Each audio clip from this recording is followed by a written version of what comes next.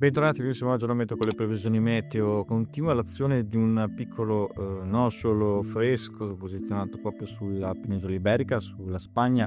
e questo porterà anche qualche locale fenomeno fino ai nostri settori. Nel complesso però clima primaverile, picchi di 20 gradi, insomma generalmente saremo sopra la media stagionale con un marzo quindi che si dimostra secco in gran parte, ma con delle piogge che abbiamo avuto nei giorni precedenti, soprattutto sulla Sardegna. Come possiamo vedere, le condizioni meteorologiche si manterranno miti per il periodo su gran parte dell'Europa, eccetto proprio su quella occidentale, dove avremo delle rovesci frequenti anche nel corso della nuova settimana, proprio per lo sfondamento delle correnti umide atlantiche che riusciranno ad arrivare di matrice marittima verso l'Europa occidentale, mentre il freddo artico continua ad azionare sulla Russia. Questo porterà nella giornata di lunedì ad una estensione di una nuova perturbazione in arrivo proprio sull'Europa occidentale, in particolare sul Portogallo e il Marocco nella giornata di martedì, che poi andrà a portare dei fenomeni che andranno localmente raggiungendo l'estremo nord-ovest e sulla Liguria, dove qui potremo avere anche dei locali rovesci anche sulla Alta Toscana, locali fenomeni possibili anche lungo il settore appenninico del centro-sud, ma in genere saranno fenomeni per lo più blandi solo durante le ore pomeridiane, proprio per l'attività convettiva in sviluppo nelle ore pomeridiane. E come vedete si avvicina a questo impulso che nella giornata di martedì andrà ad agire proprio sulla Spagna e sul Marocco. Attenzione, qualche locale impulso umido in arrivo da sud-ovest potrà colpire anche i settori del comparto occidentale, quindi in modo particolare sul piemontese e, come potete vedere, lungo le coste della Liguria e della Toscana. Fenomeni per lo più nulli, assenti altrove, saranno sporadiche dei locali piovaschi lungo il settore appenninico e sulle prealpi centro-occidentali, ma veramente con bassissima probabilità. Così come la giornata di mercoledì potrà mostrare ancora dei locali sviluppi, questa volta a carattere un po' più convettivo, con un maggiore incremento dell'energia in quota sul settore appenninico tosco-emiliano, dove qui potremo avere anche la formazione di locali rovesci e temporali, mentre altrove saranno veramente di scarsa probabilità.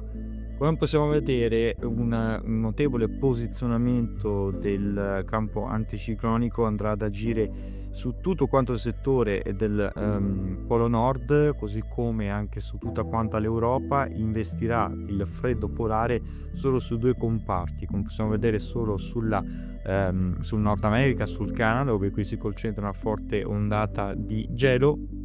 e poi sul versante opposto, quindi sull'Asia, e questo porterà quindi un'ondata di caldo anomalo che risentirà anche sull'Europa almeno fino alla metà del mese, e il freddo polare con intense nevicate proprio che continueranno ad agire sul Nord America. Questa situazione andrà a portare quindi ben 4 anticicloni posizionati sui confini dell'America e poi anche ovviamente sull'Europa, ancora una volta specie centro-occidentale. Queste condizioni favoriranno quindi un incremento maggiore di perturbazioni sull'Oceano Atlantico, di conseguenza avremo più probabilità proprio dalla metà del mese di avere risentimenti umidi atlantici. Intanto le temperature saranno ben sopra la media stagionale, e con l'avvenimento proprio da metà del mese di questo flusso di correnti più instabili che andranno a portare a una fase un po' più dinamica anche sull'Italia, in modo particolare proprio al centro e sud Italia, sulla Sardegna, questi versanti più colpiti per le frequenti perturbazioni che andranno ad agire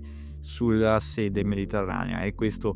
contribuirà ovviamente a portare delle correnti comunque non proprio fredde, tipicamente invernali, ma comunque una rinfrescata da questa pausa invernale. Proprio nel weekend sta a attivarsi questa instabilità convettiva sulle zone interne del nord e sulla dorsale appenninica, con le temperature sempre sopra la media stagionale. Una buona convergenza comunque per l'Italia,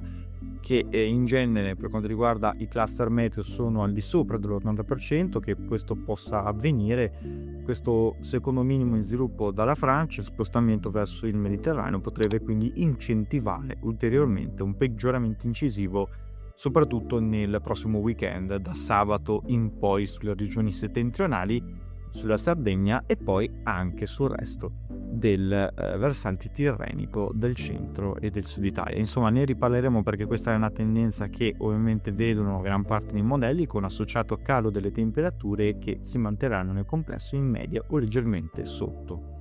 Ne discutiamo nel corso dei prossimi aggiornamenti, perché questa è una tendenza che ovviamente a distanza temporale può portare quindi a delle novità. Continuate come sempre a seguirci.